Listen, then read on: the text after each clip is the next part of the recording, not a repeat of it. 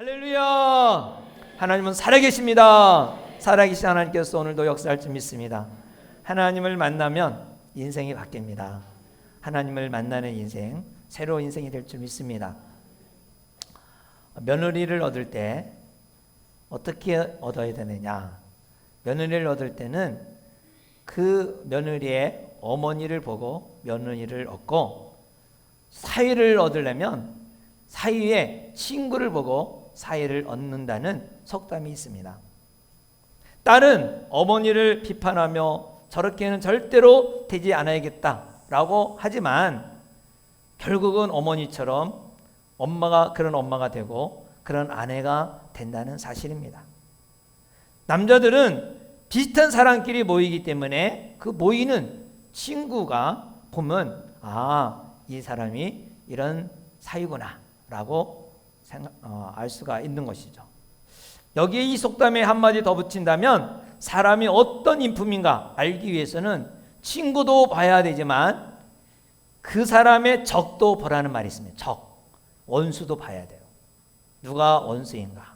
왜냐하면 어떤 종류의 사람이 좋아하는지에 따라 그 인품이 알 수 있고, 어떤 사람이 싫어하는가에 따라서 그 사람의 인품을 더 짐작할 수 있기 때문에 그렇습니다. 누구나 다 나를 좋아한다는 것은 아니죠. 좋은 사람이 나를 좋아해야 좋은 것이지, 주변에 야비하고 못된 사람이 나를 좋아한다면 그거는 문제가 있는 것이죠. 거꾸로 나를 싫어한다고 해서 다 나쁜 것만은 또 아닙니다.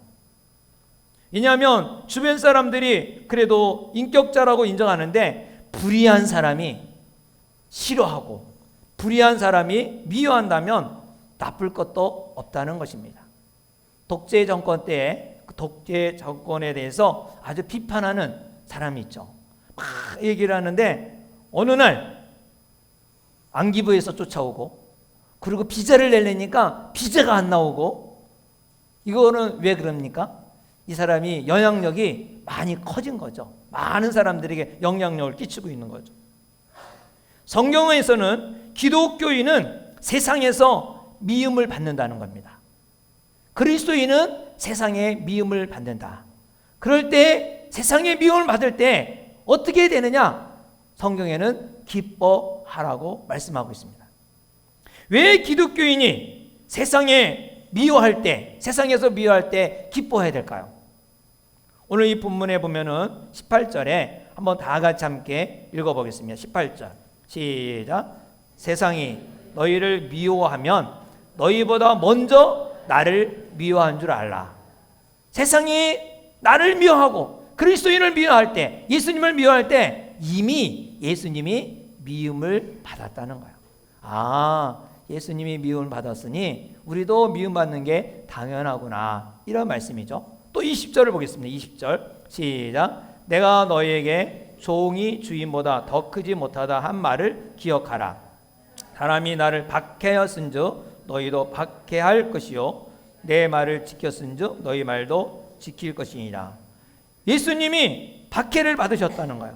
너희들도 박해, 꼭 억울한 일, 핍박, 막 정말 이해할 수 없는 일들을 받게 된다는 거죠. 예수님이 그러한 박해를 받았으니 당연히 나를 따르는 사람은, 예수 믿는 사람은 그러한 박해를 받는다는 것입니다. 25절에 시작. 그러나 이는 그들이 율법에 기록된 바 그들이 이유 없이 나를 미워했다는 한 말을 응하게 하려 함이라. 이 미움받고 박해를 받는 것이 그냥 된 것이 아니라 뭐예요? 율법에 의해서, 다시 말하면 구약에 이미 그렇게 하나님이 말씀하셨다는 거예요. 그렇게 말씀하신 거에 의하여 예수님이 핍박을 받았다는 거죠. 그렇다면 예수님이 이 말을 한 것은 뭐냐면 예수 믿는 사람도 당연히 핍박을 받게 된다는 것을 말씀하고 계십니다. 유대 지도자들이 시편의 예언대로 까닭없이 예수님을 미워했습니다. 그래서 예수님은 제자들에게 너희들도 이유 없이 미움을 받고 이유 없이 박해를 받을 텐데 이것을 미리 알라고 말씀하시죠. 우리들도 마찬가지죠. 예수를 믿는 사람은 이 핍박을 또 어려움을 이유 없이 받을 때가 있다는 것입니다. 우리는 까닭 없이 고난을 받고 까닭 없이 미움을 받을 때에 실망을 하죠. 왜 내가 이렇게 교회를 다니면서 억울한 일을 당해야 되느냐? 왜 교회 주의 일을 하면서 힘든 이런 불이한 이익을 당해야 되느냐? 그러면서 하나님께 원망을 할 때가 있죠. 원망해요. 하나님한테 항의도 하죠. 그러나 여러분, 주님을 섬김으로 까닭 없이 미움을 받으면 기뻐해야 된다고 분명히 주님이 말씀하고 있습니다. 그럼 왜 까닭 없이 미움을 받는데 기뻐해야 되느냐? 이 성경에서 몇 가지 소개하고 있습니다. 첫째로 바로 우리가 이유 없이 까닭 없이 미움을 받는 이유는 왜 미움 받느냐? 그것은 내가 세상에 속하지 아니했기 때문에 바로 미움을 받는다는 것입니다. 19절 한번 볼까요? 19절 시작. 너희가 세상에 속하였으면 세상이 자기의 것을 사랑할 것이나 너희는 세상에 속한 자가 아니요 도리어 내가 너희를 세상에서 택하였기 때문에 세상이 너희를 미워하느니라. 미워하는 이유, 너희는 세상에 속한 자가 아니다. 바로 어떤 사람이냐? 빌립보서 3장 20절에 보면은 우리의 시민권은 하늘에 있는지라 거기로부터 구원하는 자 곧 주 예수 그리스도를 기다리노니. 예수를 믿는 사람은 시민이 어떤 시민이에요? 하늘 시민이에요. 천국 시민. 여러분, 천국 시민이기 때문에 바로 이 세상에서 핍박을 받는다는 것입니다. 천국 시민은 맨 처음에는 눈치를 못 해요. 이 세상에서 처음 교회 다닐 때는 잘 모르는데 자꾸 예수님을 믿으면 믿을수록 이제 막 핍박이 막 오는 거예요. 왜? 이 사람이 천국 시민이구나 알기 때문에 그때부터는 미움을 받게 된다는 거죠. 여러분, 아마 초등학교 동창을 아마 이렇게 요즘에는 하루로 안 하고 1박 2일 하는 경우가 있죠. 종종. 그래서 1박 2일 오랜만에 만났어요. 1박 2일. 그런데 꼭 보면은 이제 토요일 날하고 주일 날하고 껴서 해요. 어떤 성도가 거기 1박 2일을 갔다가 토요일 날 일찍 만났는데 저녁 늦게 그냥 올라온 거예요. 왜? 천국 시민이니까 주의를 지키기 위해서 일찍 온 거죠. 그랬더니 그 친구들이 가만 놔둘까요? 얼마나 핍박하는지. 야, 너보다 집사도 여기 있는데 뭐 장로도 여기 있는데 왜 네가 가느냐? 그래서 막 핍박을 받는 거예요. 그런데도 불구하고 나는 주의를 지켜야겠다. 만약에 천국의 시민이 아니라면 그냥 뭐 세상에 속해 있으면 세상의 그 안에 거하죠. 그러나 그는 천국 시민이니까 하나님 앞에 나와 예배드리겠다. 이렇게 달려나온 것이죠. 다른 사람은 천국 시민이 되어도 왜 주일날 그곳에 남아있을까요? 비록 천국 시민이 되었어도 천국 시민으로서 익숙하지가 않은 거예요. 그냥 세상에와 같이 왔다 갔다 하니까 그 별로 이렇게 감각이 무딘 거죠. 그러니까 여러분, 정말 예수님을 잘 믿고 어떻게든지 주의 말씀대로 살라 그러면 이게 자꾸 핍박을 와요. 어려움이 와요. 그래서 내가 예수 믿는 하늘의 시민이기 때문에 미움을 받는구나, 어려움을 당하는구나, 이렇게 아시기를 바랍니다. 그러니까 나 천국 시민 되었다, 이 확신을 가지면 되죠. 또 까닭 없이 핍박받는 이유는 그 19절에 보면 너희를 세상에서 택하였기 때문에 세상이 너를 미워한다네. 선택했다는 거야. 하나님이 우리를 왜 선택했을까요? 왜 뽑았을까요? 이 뽑힌다는 거 얼마나 귀한 그 축복인지 몰라요. 특권이죠. 한 주 동안에 태풍도 많이 있었지만 조국 청문회 때문에 엄청나게 시끌시끌했어요. 대통령은 무조건 조국을 하여튼간에 법무부 장관으로 세우려고 그를 택한 것이죠. 아주 조국 입장에서는 대통령이 자기를 택한 거에 대해서 아주 다른 사람이 자기를 택한 거에 대해서 정말 좋은 일이죠. 그 대통령으로서의 그 택함을 받았다는 거. 그러나 대통령으로서 무음할 줄 알고 정말 잘할 줄 알고 이게 택했는데 인간이 택한 것은 무음하지가 않아요. 문제가 많은 거죠. 이것저것 문제가 많이 나니까 우리 세상이 너무나 시끄러웠어요. 아마 문제가 없으면 내가 잘 택했구나, 이렇게 좋은 사람 택했으니 감사하다 할 텐데, 인간은 누구를 택할 때 후회를 해요. 왜? 완전하지가 않기 때문에. 그러나 하나님이, 천지를 창조하신 하나님이 우리를 택한 거는 후회하지 않으세요. 완전하신 분이 우리를 택한 거예요. 교회라는 게 뭐예요? 에클레시아, 바로 세상에서 택하여서 우리를 불러서 모은 무리를 하나님께서 이 교회라고 그러잖아요. 하나님 믿는 사람들. 그래서 우리가 주님께서 우리를 택했다는 말은 또 그냥 왜 택했겠어요? 사명이 있는 거예요. 사명, 주신 사명이 있죠. 선택하여 이제 사명을 안 하고 그냥 덤벙덤벙 살면 그냥 세상은 놔둬요. 저 사람은 교회 다니는지 안 다니는지 모르니까 그냥 저 사람은 뭐 교회 사람이 아니라 똑같구나. 근데 이 선택한 목적을 알고 사명대로 살면 핍박을 받게 됩니다. 까닭없이 핍박을 받거든. 내가 지금 사명을 제대로 하고 있구나. 왜요? 이 마귀의 공격은 막 사명을 감당하지 못하게 하거든요. 그 사명을 이루지 못하게 해요. 그러나 마귀가 공격하는 것을 알 때 여러분 기분 좋아야 돼요. 내가 사명대로 살고 있구나. 여러분 교회 다니면서 사역하면서 공격이 없다면 이게 그냥 어떤 면에서는 다 잘하지 못하는 거예요. 근데 열정적으로 막 하다 보면은 그거를 못하게 하는 그런 방해 세력이 언제든지 마귀는 역사가 일어나는 것입니다. 왜냐하면 이 마귀는 하나님의 일을 못하게, 사명을 못하게 막 방해를 합니다. 그러나 여러분 걱정하지 마십시오. 마귀가 공격하는 것은 해가 없어요. 언제나 더 잘되게 하시고 유익되게 하시니까 그런 줄 믿으시기 바랍니다. 성도님, 이유 없이 세상에서 미움을 받고 핍박을 받고 이 사단의 공격을 받을 때에 내가 사명을 잘 감당하고 있구나, 이것을 아시고 기뻐하시길 주 이름으로 축원합니다. 또한 우리가 까닭 없이 공격받는 것은 내가 예수님을 믿는다는 증거입니다. 21절에 한번 볼까요? 시작.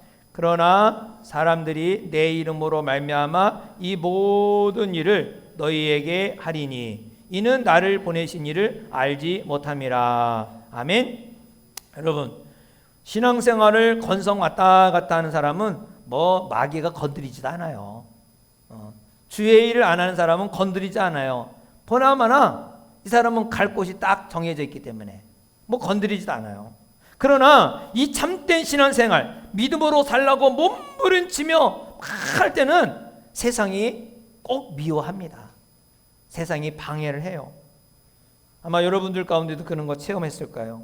부부끼리 그냥 교회를 다닐 때는 부부가 사이 좋아. 왜? 교회 그냥 왔다 갔다 하니까 수양 삼아 하루 가서 좋은 말씀 듣고 집에 가고 또 그러고 하루 나머지 시간을 즐기고 그러면 되니까 별로 문제가 없어요. 그런데 그 중에 한 부부가 한 명이 막 교회에 더 열심히 하고 막 정말 하나님께 그 사명을 감당하면 이제 핍박이 와요. 꼭 그렇게 교회 생활을 해야 되느냐고. 그리고는 자꾸 그렇게 핍박하다가 나중에는 뭐냐요? 교회에 대한 불만을 터뜨리고 불만의 얘기를 쭉쭉 하다가 나중에는 교회를 옮기자 그러고, 이게 뭔가를 열심히 하려고 그러면 이제 이런 핍박이 역사가 일어나는 거죠. 방해가 일어나는 거죠. 직장에서도 마찬가지예요. 여러분 직장에서 예수 냄새 안 나고 그냥 왔다 갔다 교회에 다니는 것도 이렇게 감추고 말도 안 하고 왔다 갔다 하면은, 그래서 가는 자리 다 가고 그러면은 별로 핍박 안 해요. 그러나 이 교회에 이렇게 내가 이제는 금요일 날 목장을 해야겠다. 딱 그리고 이제 나는 목장 예배 가야겠습니다. 딱 그러면 동료들이 비웃는 거야. 또 직장 상사가 막 뭐라 그러냐면 너 교회가 중요해? 직장이 중요해? 그러면서 이제 프레스를 놓는 거죠. 그러면 은근히 스트레스를 받게 돼요. 이게 그냥 안 할 때는 그런 거 없었어요. 그런데 이제 막 압박을 가하고 역사가 일어나는 거죠. 그렇기 때문에 내가 하는 거 그건 다 하는데 내가 와서 신앙생활 하는데 뭐가 문제가 있냐 했지만은 까닭 없이 잘못 없이 세상이 나를 미워하고 핍박하는 것은 바로 내가 제대로 신앙생활을 하고 있다는 것을 알고 기뻐하시기를 주의 이름으로 축원합니다. 근데 한 가지 경고는 세상이 미워한다고 항상 기뻐할 것만은 아니겠죠? 왜냐하면 회개해야 할 때도 있어요. 회개할 때. 베드로전서 2장 20절에 보면 죄가 있어 매를 맞고 참으면 무슨 칭찬이 있으리요 했어요.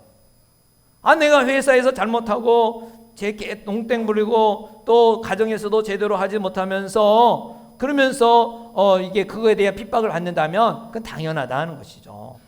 무슨 그게 칭찬이 되겠느냐 하는 거죠. 또 베드로전서 4장 15절에도 너희 중에 누구든지 살인이나 도둑질이나 악행이나 남의 일을 간섭하는 자로 고난을 받지 말라 그랬어요. 그리스도인은 남의 일에 일간 살인하는 일에, 살인이 뭐야? 미워하는 일에 같이 동조하면 안 된다는 거죠. 도둑질하는 거, 다른 사람이 하는 거, 뭐 11조 안 하는 거 안 한다고 나도 안 하고 그런 게 동조하면 같이, 또 악행하는 거, 남의 일을 간섭하면서 뭐 거기에 대해 하는 거, 그러므로 말미암아 고난 받는다면 무슨 그게 칭찬이 받느냐는 거죠. 그리스도인의 고난을 받으면 부끄러워 말고 그리스도인으로서 그 이름으로 하나님께 영광을 돌리라 했습니다. 그러므로 주위 사람들이 싫어하거나 미워할 때 내가 주님 때문에 고난을 받는 것인가, 아니면 내가 잘못해서 고난 받는가 한번 생각해 봐야 돼요. 남편이 핍박하면 이게 믿음 때문인가, 아니면 정말 아내로서 할 일을 하지 않거나 또 엄마로서 할 일을 하지 않고 교회를 도피처로 여기면서 왔다 갔다 하고 있는 것은 아닌가. 믿음 때문에라면 몰라도 혹시 할 일을 하지 않고 교회를 도피처로 핑계 삼아서 다닌다면 회개를 해야 됩니다. 남성들도 사람들이 나를 싫어하고 신앙 때문인가 아니면 다른 것 때문인가 한번은 생각해 봐야 돼요. 전도에 열정이 있어서 막 전도를 하는데, 그런데 상대방의 말을 듣지도 않고 그리고 독단적으로 말을 하고 무례한 말을 하고 그렇다면 이거 그래서 미워한다면 이것도 회개를 해야 됩니다. 남의 말을 들을 수가 있어야 되는데 듣지는 못하고 그렇게 일방적으로만 전도하니까 욕을 먹죠. 아내로서 남편에게 완전하지 못하지만 그래도 비난받을 만한 일을 하지 않았는데도 핍박받고 있다면 이제 제대로 내가 신앙생활을 했구나 감사하고 기뻐하기를 주의 이름으로 축원합니다. 성도는 이렇게 신앙생활하면 세상에서 미움받게 돼 있어요. 학교에서도 그렇고 직장에서도 그렇고 또 안 믿는 불신 가정에서도 미움을 받게 돼 있어요. 이런 미움은 뭐 그렇게 그냥 단순한 게 아니에요. 과격한 행동까지 나옵니다. 그래서 예수님의 제자들에게 16장 2절에 보면 이런 일도 있대요. 사람들이 너희를 출교할 뿐만 아니라 때가 이르면 무릇 너희를 죽이는 자가 생각하기를 이것이 하나님을 섬기는 일이라 하리라. 당시에요, 회당은 삶의 센터예요. 만약에 회당에서 쫓겨나면은 삶을 잃어버린 거예요. 왜냐하면 유대인들은 10명이 모이면 이런 교회 같은 회당을 지어요. 그리고 10명이 다 11조를 내니까 랍비를 하나 모셔다가 그 랍비를 이렇게 생활비를 주면서 교육을 시켜요. 교육의 센터, 모든 가정의 교육을 책임지고, 그래서 회당이 중심이에요. 회당이 교육의 센터요, 종교의 센터요, 삶의 센터예요. 그 만약에 이 유대인으로서 이 회당에서 쫓겨난다, 이거는 삶이 끝난 거예요. 아웃된 거예요. 예수님은 제자들에게 너희가 이렇게 소외되고 사회로부터 고립될 때가 올 것이다, 이렇게 말씀하고 있어요. 우리들도 예수님 믿음으로 말미암아 사회로부터 고립되고 소외될 수도 있습니다. 예수님은 제자들에게 심지어 너희들을 죽이기까지 한다 그래서 죽이기까지. 우리나라야 종교가 보장되었기 때문에 예수 믿는다고 누가 칼을 들고 죽이진 않겠죠. 그러나 손으로만 죽이는 게 죽인 게 아니에요. 말로 죽이기도 해요. 말로 죽이기도 하고, 없는 말을 지어내서 사람의 인격을 파괴하고 괜한 마음을 힘들게 하고 미워하고 증오하는 것이 있죠. 세상은 예수님을 증오했습니다. 18절에 보면 세상이 너희를 미워하면 너희보다 먼저 나를 미워하는 줄 알아라. 그래서 예수님을 진실로 믿고 정말 믿음대로 살아가려면 세상으로부터 소외되기도 하고 미움받기도 하고 심지어 살인도 당할 수가 있다는 것을 알아야 됩니다. 오늘 초신자 오신 분들은 괜히 왔네 하겠어요. 괜히 교회 다니면서 왜 칭찬받고 사는 것도 정말 살기 힘든 세상에 미움을 받고 억울한 일을 당하고 심지어 살해를 당할 정도의 내가 왜 그러한 종교를 다녀? 이런 생각을 할 수도 있겠죠. 그러나 여러분, 예수님께서 이렇게 위로를 하십니다. 16장 1절에 보면 내가 이것을 너희에게 이름은 너희로 뭐라고? 실족하지 않게 하려 함이라. 실족하지. 내가 미리 너희들에게 이렇게 말함으로 말미암아 그런 일이 닥쳤을 때에 너희들이 실족하지 않기 위함이다 하는 거예요. 미리 예방주사예요. 4절 한번 더 볼까요? 16장 4절 시작. 오직 너희에게 이 말을 하는 것은 너희로 그때를 당하면 내가 너희에게 말한 이것을 기억나게 하려 함이요 처음부터 이 말을 하지 아니한 것은 내가 너희와 함께 있었음이라. 예수님이 이렇게 미리 말한 것은 뭐냐? 너희 제자들이 나중에 이 당할 이 핍박 이런 것들이 우연이 아니라 다 하나님의 섭리 가운데 있는 것이다. 그래서 이것을 꼭 기억하라는 말씀입니다. 그러므로 우리가 핍박이 왔을 때, 미움이 올 때 그거에 대해서 걱정하거나 염려하거나 두려워하지 말라는 것이죠. 왜? 그것은 하나님의 섭리 가운데 이루어지는 것이기 때문에 나를 망가뜨리게 하는 것이 아니라, 나를 없애게 하는 것이 아니라 반드시 승리할 수 있도록 하나님이 인도해 주신다는 것입니다. 여러분, 신구약 성경을 통틀어서 제일 고통받은 사람이 하나 있어요. 예수님 빼놓고. 누구 있죠? 예수님 빼고 누가 있어요? 신구약 통틀어서 제일 정말 고난을 당한 사람 누구예요? 누구? 그렇죠. 뭐 다른 분들도 많이 있죠. 욥이 몇 분이 말. 욥은 아마도 예수님 다음으로 고난을 많이 받은 것 같아요. 사실은 욥기가 예수님을 고난받는 것을 미리 예표하는 거거든요. 그래서 그 친구들이 바리새인을 예표하고, 그래서 친구 가까운 사람들이 제일 잘 아는 사람이 욥을 너무너무 괴롭게 하잖아요. 근데 그게 바로 바리새인들이 예수님을 모욕하게 하고 힘들게 하는 그 부분. 그러니까 욥기는 다 예수님에 대한 얘기예요. 그래서 욥을 보면은 정말 어려움을 당해요. 엄청나게 막 집이 다 무너지고 자녀 10명이 다 죽고, 그리고 뭐 양도 다 뺏기고 낙타도 뺏기고 막 재산이 다 날아가는 거예요. 그것도 하루아침에 막 연달아가서 한 번도 아니고 두 번도 아니고 계속 연달아서 보고가 듣는 것마다 전부 다 망하는 얘기야. 심지어 자기 몸까지 어려움을 당해. 이런 어려움을 당하는 욥은 얼마나 힘들겠어요. 우리는 이미 욥기 1장에서 지금 누가 하고 있는 거죠? 이 마귀가 하는데 누구의 허락하에? 하나님이 허락하에 마귀가 하고 있어요. 마귀가. 그렇기 때문에 이미 이거는 하나님이 하시는구나 알지만 욥 입장에서는 이게 모르는 상태에서 받고 있는 거잖아요. 우리가 처음부터 읽을 때 성경이 있기 때문에 알고 읽어요. 근데 욥은 이거 모르고 그냥 당하는 거야. 마귀가 계속해서 막 자녀도 죽이고 집도 무너뜨리고 병도 주고 그냥 재산도 다 날라게 하고, 이거는 이제 하나님이 허락한 가운데 마귀가 막 계속해요. 그래서 하나님을 떠나게 만들려고. 근데 단 한 가지 하나님이 약속한 게 있어요. 생명은 해하지 말라. 마귀에게 허락하지 않는 거, 생명은 해할 수가 없다는 거예요. 근데 다른 거는 다 망가뜨리는 거야. 몸까지도 다 망가뜨리고, 집까지도, 자녀까지도 다 망가뜨려요.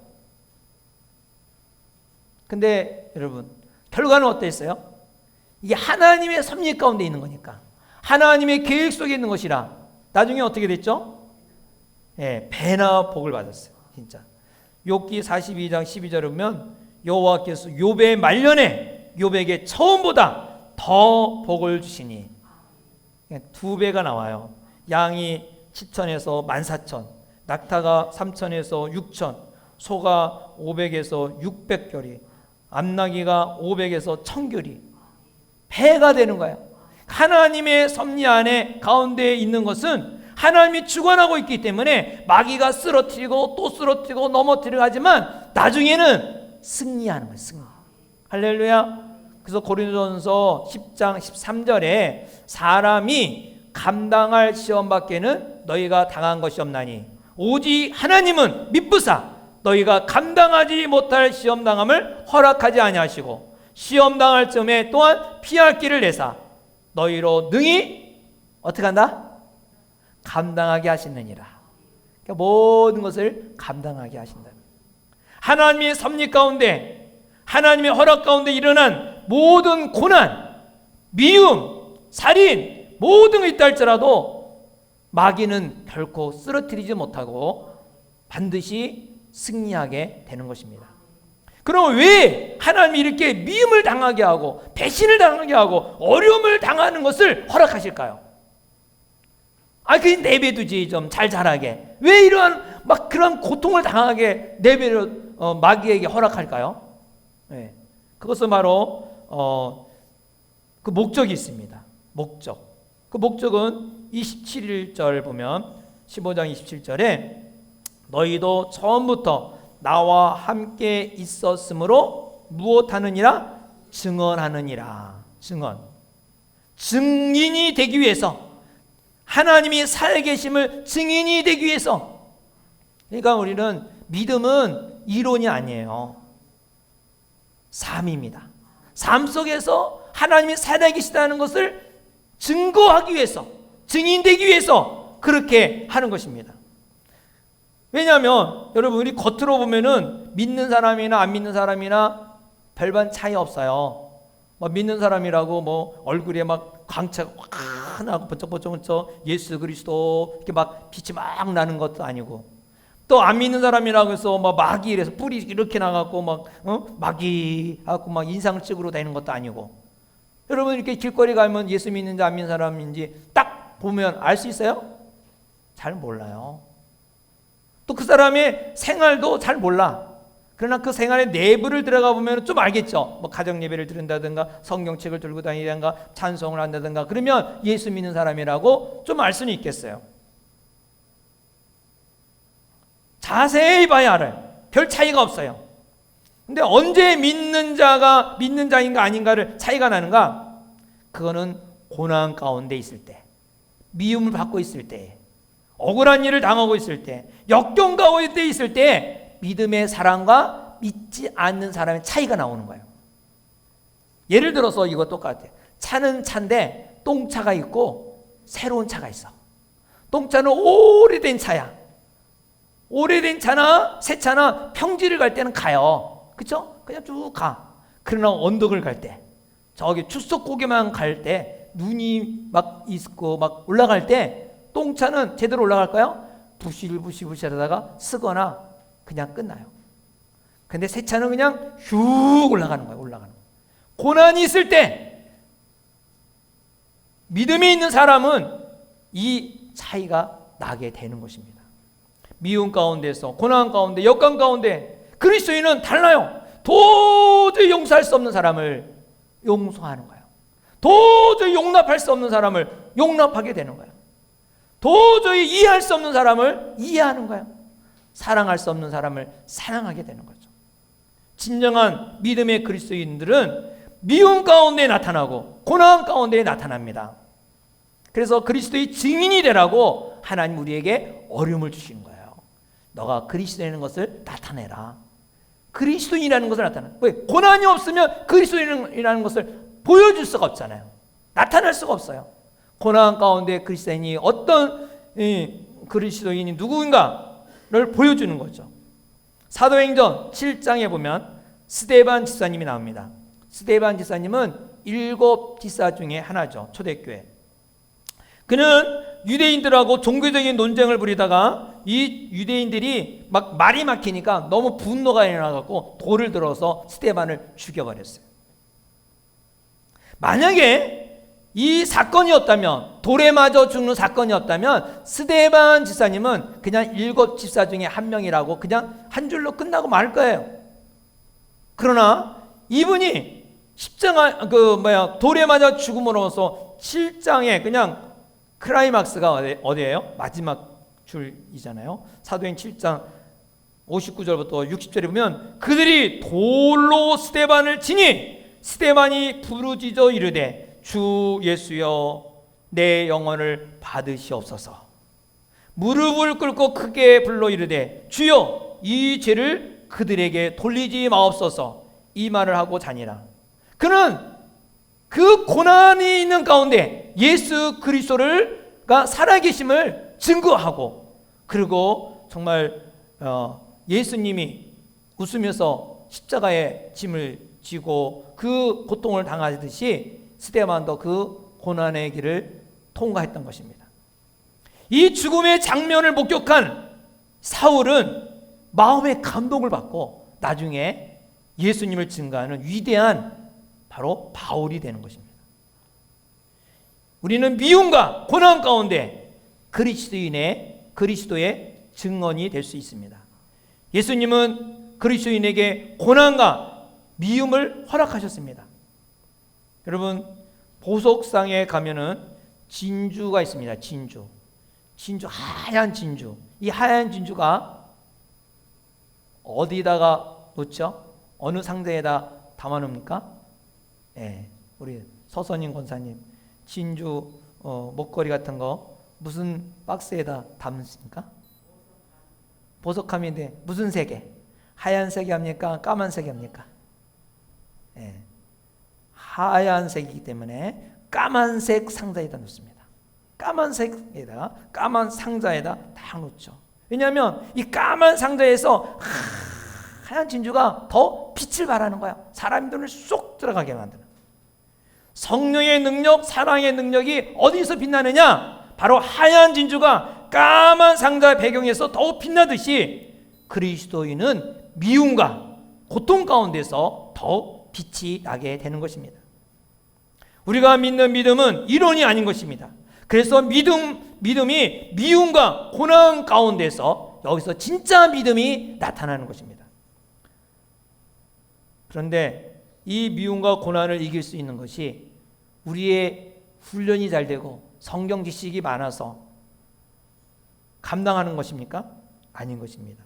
그런 힘은 내게서 나의 힘에, 나의 노력으로 되는 것이 아닙니다.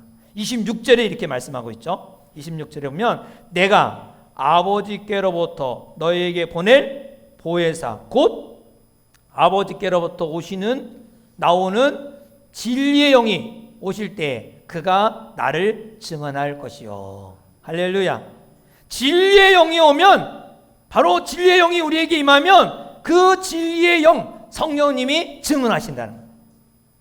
아무리 세상에서 억압하고 아무리 누명을 쓴다 할지라도 이 진리를 억압할 수 없이 이거를 전파하게 되고 우리 안에서 역사가 일어나는 것입니다. 그래서 핍박을 받는 제자들에게 위로의 말씀을 줬어요. 마태복음 10장 19절부터 20절에 보면, 마태복음 10장 19절부터 20절에 보면 너희를 넘겨줄 때에 어떻게 또는 무엇을 말할까 염려하지 말라. 그때 너희에게 할 말을 주시리니 말하는 이는 너희가 아니라 너희 속에서 말씀하시는 이 곧 너희 아버지의 성령이시니라. 할렐루야. 나의 힘으로 말하는 것이 아니라 내 안에 계신 성령께서 고난 가운데 미움 가운데에 이것을 이기게 하시고 증언하게 하시는, 증인으로 만들어 주시는 거예요. 그래서 진리가 이론이 아니라 우리의 생활 가운데서 역사하는 것입니다. 그래서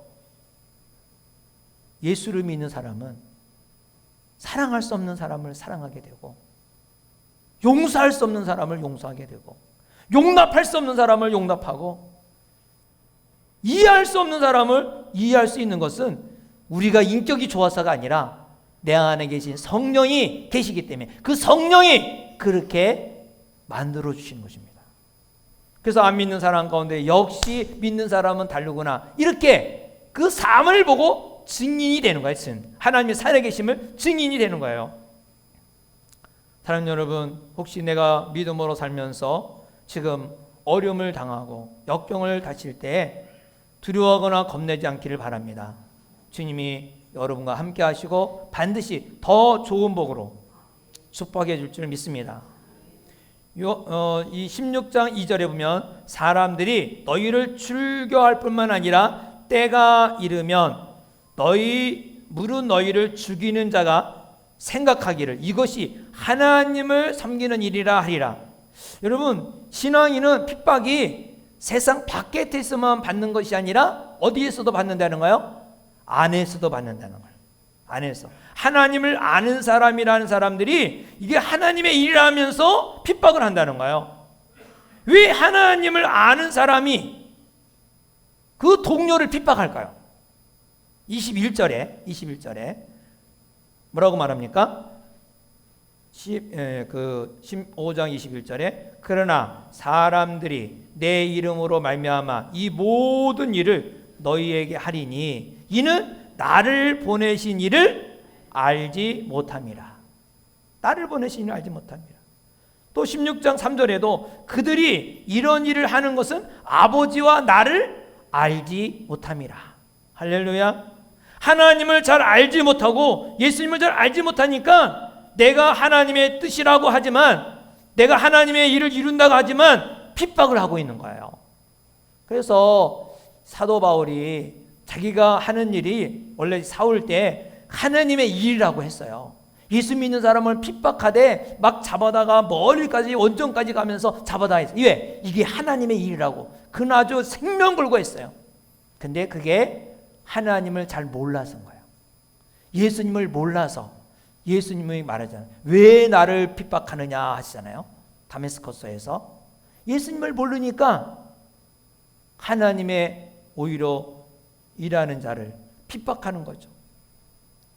교회 내에서 이런 일이 있을 수도 있죠.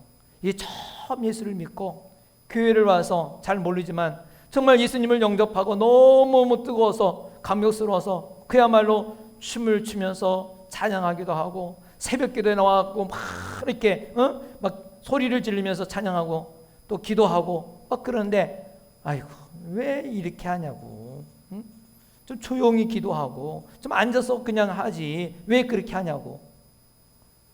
이렇게 말하는 게 뭡니까? 어린 신앙인들을 핍박하는 거잖아요. 하지 못하게 하는 거잖아요. 내가 힘이 있고 오래 다녔으니까 너 왜 이렇게 하냐 막 못하게 하는 거죠. 하나님은 뜻을 잘 몰라서 그래요. 하나님은 어떤 사람을 원하시느냐? 어린아이를 좋아하신다 그랬어요. 막 어린 신앙 그 사람에게는 복 뜯어줘야 돼. 잘한다고. 잘한다고. 정말 열심히 잘하고. 하나님이 당신에게 부어진 사랑이 얼마나 크게 이렇게 춤을 추면서 내가 못하는 게 이렇게 굳어있는 심정이 너무 안타깝다고. 그러면서 복 뜯어주고. 그렇잖아요. 우리가 어린아이 마음을 할 때는 춤을 추며 찬양할지어다. 성경에 분명히 그렇게 말했는데. 그리고 크게 소리 질러 여호와께 부르지라 그랬는데 기도하라는데 우리가 이렇게 크게 소리를 지르지 못하고 정말 부르지 못하는 이 안타까움, 굳은 마음을 회개하는 마음을 가져야 되는데 오히려 조용히 하라고. 여기 조용히 기도하는 데서 왜 시끄럽게 하냐고. 이렇게 박해하고 핍박하면 하나님을 오해하고 있는 것이라는 것입니다. 성도님들은 미움 가운데 핍박 가운데 있다면 실망하지 않기를 바랍니다. 세상이 미워하는 것은 여러분이 세상에 속하지 않았다는 증거인 것입니다. 세상으로부터 미움받는 것은 내가 주님이 주신 사명을 잘 감당하고 있다는 것입니다. 세상으로부터 미움받는 것은 내가 진짜 예수를 믿고 있다는 것입니다. 성령께서 우리가 할 수 없는 것을 할 수 있도록 도와주십니다. 하나님은 우리에게 믿음 생활을 이론으로 머리로 하라는 것이 아닙니다. 지금도 하나님은 역사하시고 일하고 계시는 하나님이십니다. 지금도 역사하시고 우리를 통하여 증언하기로 하세요. 어느 때 미움 가운데, 고난 가운데, 역경 가운데 기뻐하면서 정말 하나님의 살아계심을 나타나기를 원하세요. 하나님이 살아계심을 증언하기 위하여 정말 이 어려움을 준 것은 하나님의 놀라운 섭리가 있다는 것을 아시기 바랍니다. 예수님이 주신 말씀 한 구절 읽고 마치고자 합니다. 마태복음 5장 11절부터 12절의 말씀. 나로 말미암아 너희를 욕하고 박해하고 거짓으로 너희를 거슬려 모든 악한 말을 할 때에는 너희에게 복이 있나니 기뻐하고 즐거워하라. 하늘에서 너희 상이 큼이라. 너희 전에 있던 선지자들도 이같이 박해하였느니라. 아멘. 다 같이 함께 기도하겠습니다. 내가 교회를 다닌다고 학교에서나 또 혹은 직장에서 또 혹은 불신 가정에서 박해를 받고 있다면, 어려움을 고난을 갖고 있다면 그것은 바로 하나님의 섭리 가운데 있는 것입니다. 여러분들을 통하여 하나님의 살아계심을 증인이 되기를 원하시는 하나님의 특별한 섭리가 있는 것입니다. 반드시 이길 수 있고 승리할 수 있고 또 하나님께서 여러분들을 통하여 그 축복을 주실 것입니다. 원망하거나 불평하거나 이것을 여러분들이 외면하려고 하지 마시고 즐거워하고 또 이것을 이기기를 주의 이름으로 축원합니다.